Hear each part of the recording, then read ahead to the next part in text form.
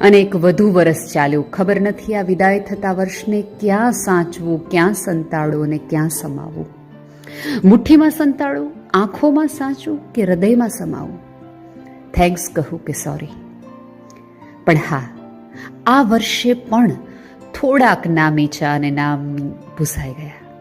થોડાક પરિચિત અને પ્રિય ખોવાયા. કેટલાક અંધકારમાં સરી ગયા, કેટલાક અજાણતા જ ખરી પડ્યા અને કેટલાક અમસ્તા ઝળહળી ગયા.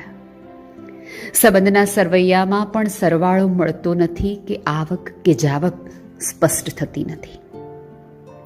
કેટલો હિસાબ કરવો નથી અને કેટલો હિસાબ કરાય તેમ નથી.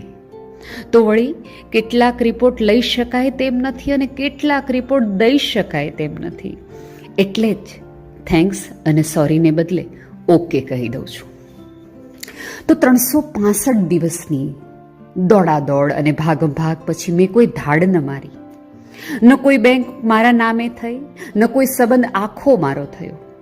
એની એ જ હું અને આપણે સૌ. એવું ને એવું જ બધું, કશું ન બદલાયું.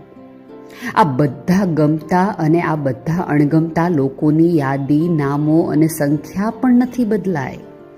બધી પળો વેડફાઈ, બધા શ્વાસો વિખરાયા. બધી ધારણાઓ, પ્રાર્થનાઓ અને અપેક્ષાઓ ક્યાંક નિષ્ફળ પણ ગઈ. આજીવન ગણગણી શકાય તેવું ગીત ન જડ્યું, ક્યારેય અસ્ત ન થાય તેવો સૂર્ય ન મળ્યો, ક્યારેય ઓટ ન આવે તેવો સંબંધ ન મળ્યો, ક્યારેય કરમાઈ નહીં તેવી મૈત્રી ન મળી. અરે, જીવનનો આનંદ આવી જાય તેવી કોઈ પળ પણ ખાસ મળી નથી. ભલે આ વર્ષે પણ હું આસ્થાની, આકાંક્ષાની, સ્વપ્નોની, ઈચ્છાઓનું બીજ નવેસરથી વાવવાના છીએ. આ વર્ષે મારી જીવન વાર્તામાં કોઈ અદ્ભુત વળાંક કે કોઈ મસીહા જેવી ક્ષણ, કોઈ અવતારી માણસ આવશે અને બધું ઝળહળા કરી નાખશે. સંબંધની નવી નક્કોર વ્યાખ્યા આપશે, સુખનું કોઈ ટૂલકીટ આપશે. આવી પારસમણી જેવી પળ કે જણ આંગણામાં આવશે કે એરોપ્લેનમાં તે મને ખબર નથી. મારી પાસે વિકલ્પો તો છે.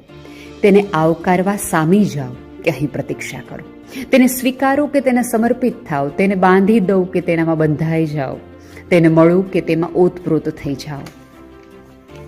આ વર્ષે પણ કોઈ અમર બનાવી દે તેવા અમૃતની ખોજ નથી, પણ આનંદથી છલકાતી થોડી પળોની ખોજ આપણને સૌને છે. કોઈ નવો સૂરજ નથી જોઈતો, પણ થોડીક અજવાસ ભરી પળો જોઈએ છે. કોઈ રાજપાટ નથી જોઈતું, પણ જ્યાં ચરણવાળી બેસી શકાય તેવું એક નાનકડું ગામ જોઈએ છે. કોઈ વિશ્વ મેળો નથી જોઈતો, પણ ક્યારેય છૂટો ન પડે તેવો હાથ જોઈએ છે.